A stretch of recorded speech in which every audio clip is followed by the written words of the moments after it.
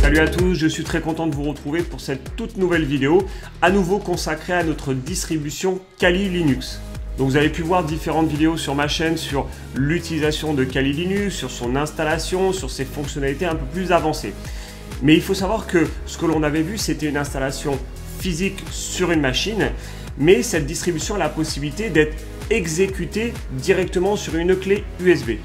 Mais lorsque vous exécutez cette clé USB, tout ce que vous faites ne sera pas sauvegardé au moment du redémarrage. Et là, ce que nous allons voir, c'est comment faire pour garder les fonctionnalités modifiées sur notre distribution Kali Linux basée sur notre clé USB afin de pouvoir l'utiliser constamment et de manière permanente sur ce que l'on aura modifié. Donc ça, c'est une fonctionnalité qui existe déjà depuis quelques temps avec la distribution Kali Linux, mais on va voir différentes fonctionnalités avancées afin de modifier celle-ci pour qu'elle puisse être pleinement opérationnelle pour les prochains tests que l'on fera. Donc vous verrez, c'est assez sympa de pouvoir garder en mémoire sur notre clé USB toutes les modifications, tous les packages que l'on pourra rajouter et de pouvoir justement la transporter où on souhaite, la connecter sur un ordinateur et de pouvoir l'utiliser à nouveau. Sans plus attendre, on va se mettre au paramétrage de notre clé USB. Allez, go!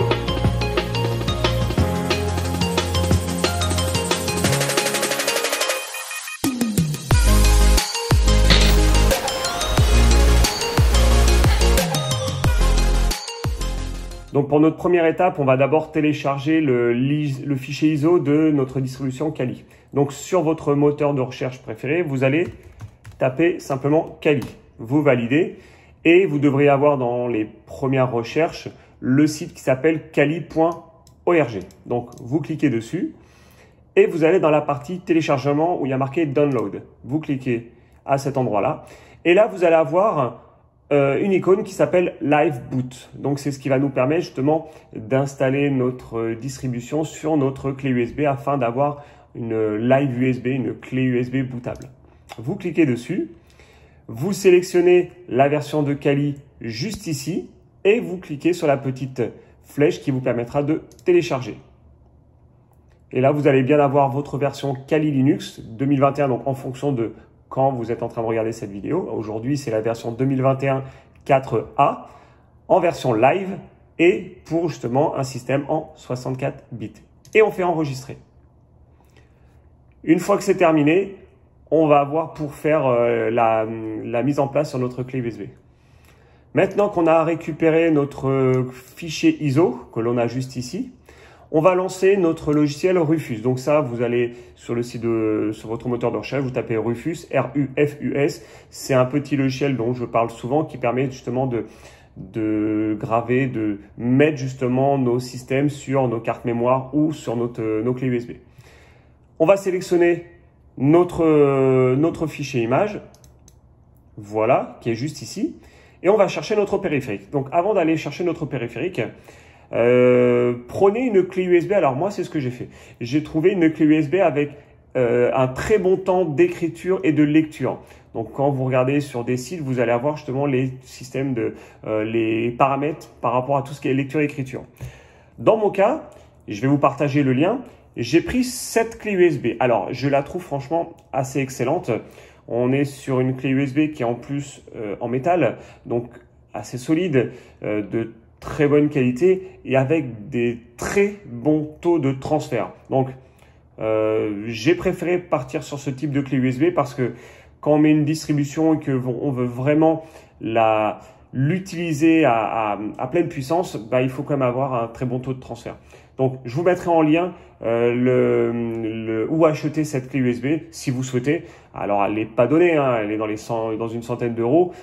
Je crois que c'est une 256 que j'ai pris, ou peut-être une 128, je ne sais plus. Mais voilà, en termes de qualité, elle est quand même assez sympa. On va faire en sorte donc de connecter notre clé USB sur notre ordinateur afin de pouvoir installer notre distribution. Donc là, il m'a bien détecté ma clé USB et on voit bien que c'est une clé de 256 Go. Donc on a bien notre clé USB juste ici. Donc moi, j'avais déjà un ancien système dessus, donc il va tout m'effacer. Notre image ISO, donc notre système Kali Linux. Et une chose qu'il va falloir faire si on veut utiliser une partition permanente, ça va être de sélectionner la taille de cette partition. Donc juste ici, vous allez pouvoir sélectionner la taille de votre partition. Donc moi, en l'occurrence, je suis sur une clé de 256 Go. Je vais mettre 200 Go en partition persistante. Donc partition qui va sauvegarder toutes nos données que l'on aura modifiées. Voilà. Donc vous sélectionnez la taille que vous souhaitez en fonction de la capacité de votre clé USB. On est bon, donc notre clé USB juste ici, notre fichier ISO juste là et la taille de notre partition qui va permettre de sauvegarder toutes nos données. On fait démarrer, on efface toutes les données qui sont actuellement dessus et on le laisse installer tout ça sur notre clé USB. Voilà, donc notre clé USB est prête. On va la connecter directement sur notre ordinateur afin de pouvoir démarrer dessus. Dans le cas où vous n'arrivez pas à démarrer sur la clé USB, allez dans votre BIOS. Donc au démarrage, vous tapez sur la touche Sup ou sur la touche F2 en fonction du BIOS que vous avez. Et vous allez dans les parties boot qui nous permettra de démarrer sur un périphérique USB, en l'occurrence notre clé. On ferme ça et on va connecter notre clé USB sur notre ordinateur. Donc vous devriez tomber sur un menu de ce type pour dire que vous êtes bien sur la clé USB Kali. Là, on va avoir plusieurs options comme le démarrage justement en mode live sur notre clé USB. Mais n'oubliez pas, si vous redémarrez l'ordinateur ou si vous utilisez la clé autre part, ce que vous aurez fait ne sera pas sauvegardé. C'est pour ça qu'il y a la partie persistance. Alors, deux options. Partie persistance classique sans crypter notre dossier permanent justement. Ou alors justement cette partie que l'on va utiliser aujourd'hui pour crypter notre partition permanente. On va directement dessus et on lance notre distribution Kali. Voilà, donc on arrive sur notre distribution. On va faire pour commencer, on va déjà mettre notre clavier en français. Donc on va aller dans notre menu, dans la partie Setting, Setting Manager, dans Keyboard, et Layout. On va déverrouiller cette partie-là et on va faire Ajouter. On va sélectionner French, on va déployer et on va faire French AZERTY. On fait OK. On peut supprimer notre partie anglais. On fait fermer. Et là, en lançant un terminal, quand j'appuie sur la lettre A, je suis bien en clavier français. On va commencer à faire quelques petits paramétrages et pour commencer, on va passer en mode route. Donc, on est passé de l'utilisateur Kali à l'utilisateur route. Et on va faire un fdisk-L afin d'identifier notre partition permanente. Donc, en l'occurrence, rappelez-vous, j'avais utilisé 200 Go pour cette partition. Elle est bien juste là. Donc, elle est dans /dev/sda2. Maintenant qu'on a identifié notre partition, on va la configurer. Je vais vous mettre ça en plein écran. Et on va faire un crypt setup verbose verify pass phrase lux format donc de notre partition SDA2.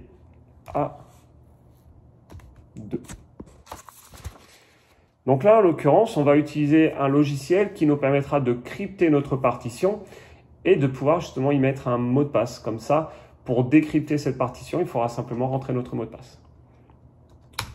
On valide. Donc, il nous demande d'être sûr justement d'effacer toutes les données de cette partition. Donc, en l'occurrence, on vient de créer notre clé, donc c'est totalement vide. Donc, on écrit yes en majuscule, il le précise bien.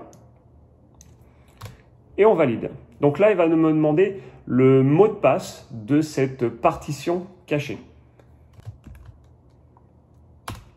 On retape notre mot de passe et on valide. Voilà, donc il nous dit bien que c'est validé. Maintenant, on va aller ouvrir cette partition cryptée. On va faire crypt setup lux open de /dev/sda2 qui va s'appeler my upper, on va l'appeler my USB. Donc là, il va nous demander le fameux mot de passe pour décrypter cette partition. Donc on remarque le mot de passe qu'on avait mis juste avant et on est bon. Maintenant, on va identifier et un peu plus paramétrer cette partition. On va faire un mkfs.ext3-L. On va l'appeler persistance de /dev mapper de my USB. Donc là, il est en train de nous paramétrer tout ça. OK. Ensuite, on va faire de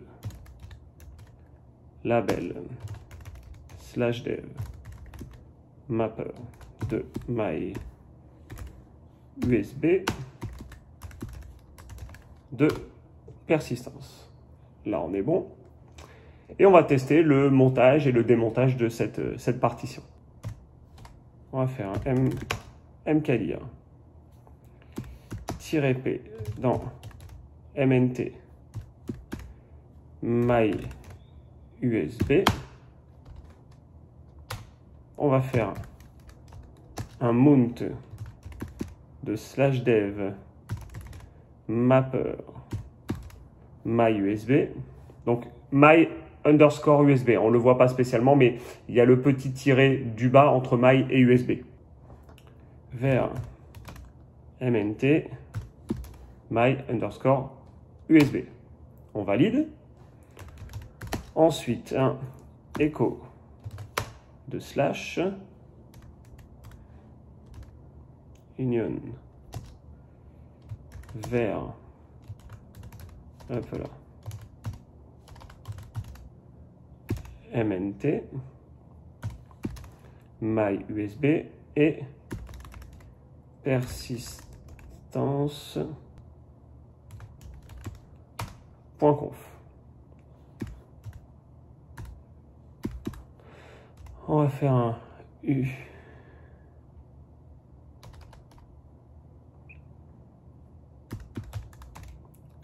mount de /dev mapper my USB et on va faire un crypt setup lux close de /dev mapper my USB. Et là, ce que l'on va faire, c'est qu'on va, normalement tout est paramétré, on va redémarrer notre machine et on va voir si il m'accepte mon mot de passe pour accéder à notre partition cryptée. Donc on va faire un reboot et on laisse redémarrer le système. Donc là, il est redémarré. On va aller sur notre partition cryptée et il devrait me demander mon mot de passe pour y accéder. Alors, sur ce démarrage, vous risquez peut-être d'être bloqué. Alors, il me demande bien mon mot de passe, on est bon. Vous risquez peut-être d'être bloqué puisque le clavier est en américain, est en version US. Donc, si vous avez mis des caractères comme le A, comme le W, le Z, le Q, etc. ou d'autres éléments, n'oubliez pas, c'est un clavier américain. Donc, si ça vous dit mauvais mot de passe, c'est pas qu'il y a un souci sur votre mot de passe, c'est que vous êtes en train de taper via un clavier américain. Donc, moi, je vais taper mon mot de passe et il va me dire si on est bon. Voilà, il m'a donné l'accès à ma partition cryptée et je peux justement accéder à ma distribution Kali.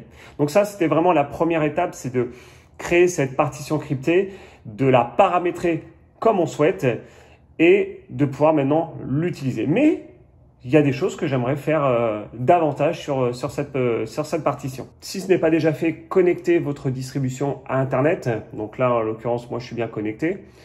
Et ce que l'on va faire, c'est on va modifier quelques petites choses. Donc, on risque d'être à nouveau en clavier américain. Donc, on va retourner dans la partie keyboard, juste ici. Voilà, en l'occurrence, on le voit bien ici. Et on refait ajouter le clavier français.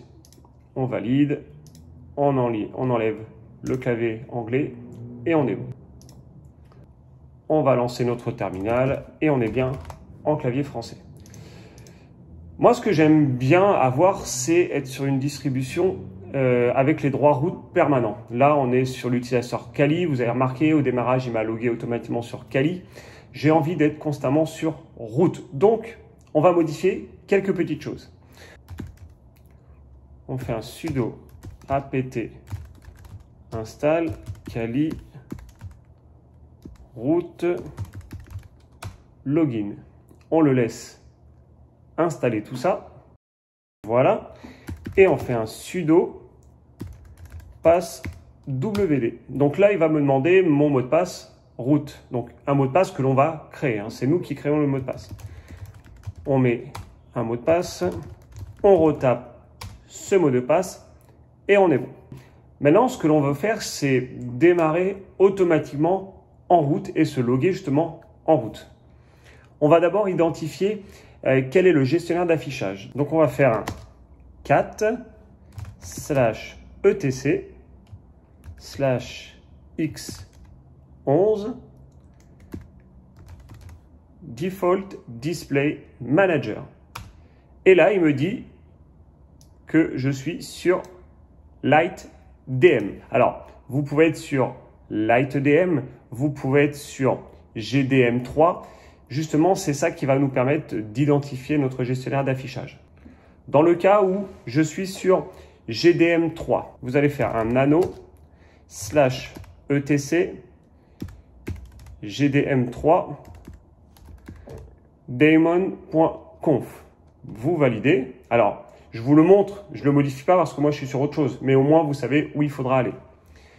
Et vous allez aller juste ici, vous allez décommenter cette partie-là, décommenter celle-ci, et vous aurez automatiquement l'accès route d'activer quand vous démarrez. Donc moi, je ne vais pas là-dedans, je vais plutôt aller dans nano /etc lightdm.conf. Et là, je vais me chercher mon auto-login qui va être... Il est où mon auto-login? Auto-login, il est là. Auto-login user. Alors, je vais peut-être même me le créer s'il n'est pas déjà créé. S'il était là, voilà.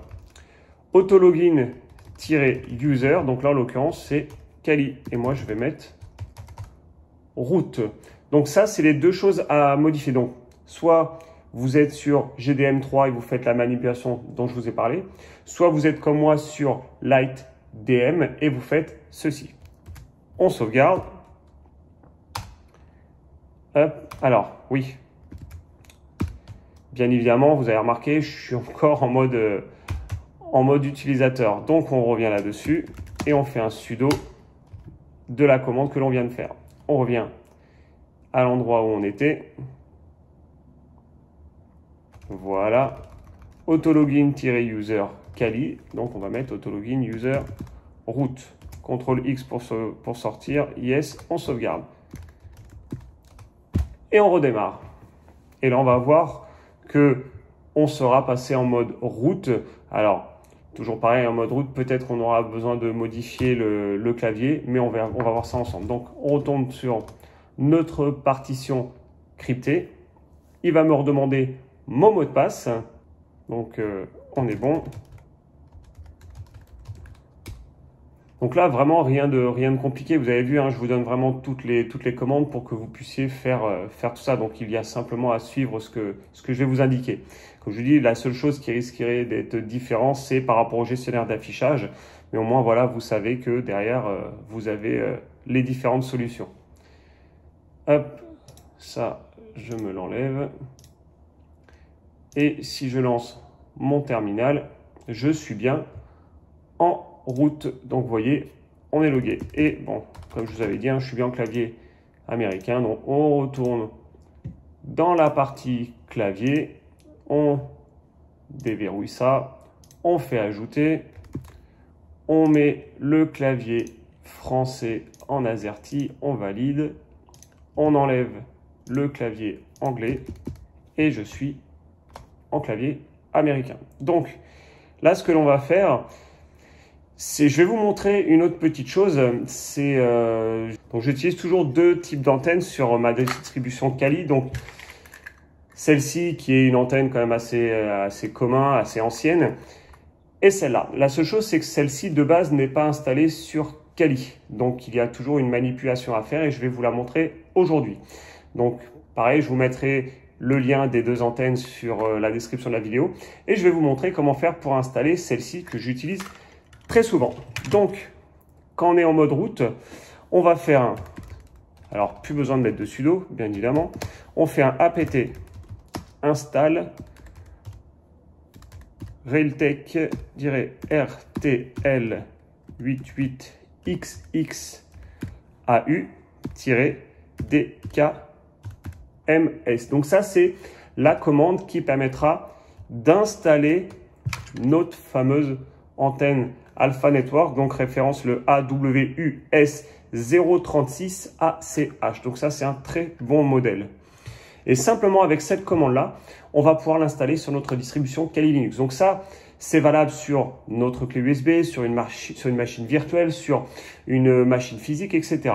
Et c'est vrai qu'elle est plutôt sympa, cette distribution, même sur du Raspberry Pi, bien évidemment, parce que je fais souvent des tests Kali avec des Raspberry. Donc ça permet en même temps de pouvoir l'installer dessus. Voilà, on laisse faire l'installation. Là, de toute façon, notre clé est terminée. Vous allez voir, je vais quand même refaire une petite manipulation pour vous montrer qu'on est bien sur quelque chose de permanent, que ça ne bougera pas. Pensez après à faire votre mise à jour avec le apt update, le apt upgrade pour être sûr que votre distribution soit totalement à jour. Et après, vous pouvez installer vraiment tous les packages que vous voulez. Mais voyez, en gros, c'était vraiment de pouvoir installer nos droits route, de pouvoir se loguer en route directement dessus, d'avoir cette partition permanente sur cette clé USB qui au final va pouvoir nous servir n'importe où, sur n'importe quel type de matériel où on va pouvoir exécuter une clé USB en mode live. Voilà, on va laisser s'installer cette antenne.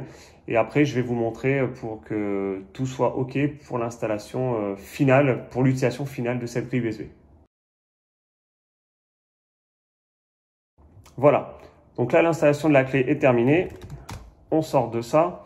Et pour vous montrer qu'on est bien bon au niveau de celle-ci, on va créer un dossier security.info. Donc, il est ici. Donc là, il est bien sur mon bureau. On va redémarrer. On valide. On repasse sur notre clé sur la partie persistance encryptée. Et on va voir que tout est bien resté. On rentre notre mot de passe. Et là, si tout est bon, on va se retrouver avec notre bureau, avec le dossier que j'ai créé et nos droits à route toujours actifs. Et bien on est bon, le dossier est bien resté et si je vais ici, je suis bien en mode route. Voilà, donc c'était une petite vidéo que je voulais vous faire partager sur la création de cette clé USB Kali Linux en mode persistance et de pouvoir justement la paramétrer, d'activer l'utilisateur route en mode permanent, d'installer cette fameuse antenne Alpha Network. Au moins comme ça, vous avez tout pour pouvoir paramétrer comme vous souhaitez cette clé USB, comme bon vous semble. Voilà, je vous dis à la prochaine. Je suis en train de préparer 2 autres tutos, donc je fais un petit peu tout en même temps, mais je veux vraiment que ce soit carré, que ce soit très clair pour vous et au moins comme ça, vous avez toutes les informations. N'hésitez pas à me laisser des commentaires. N'hésitez pas aussi à me partager si vous avez d'autres clés USB avec des débits assez rapides en lecture-écriture, parce que moi, je vous ai proposé cette clé, mais il y en a peut-être d'autres, donc ce serait très intéressant de pouvoir partager ça sur la vidéo afin de pouvoir savoir quelles autres clés vous préférez par rapport à celle-ci et par rapport à votre live USB. Voilà, je vous dis à la prochaine sur une nouvelle vidéo. Vous allez voir, hein, je ne vous oublie pas sur tout ce que vous m'avez dit sur des idées de vidéos. Il faut juste que je prenne le temps de faire tout ça. Mais voilà, chaque chose en son temps. J'aime bien prendre mon temps pour chaque vidéo afin que tout soit des plus carrés. Je vous dis à la prochaine et profitez bien de cette nouvelle vidéo avec cette clé USB Kali Linux. Ciao, ciao!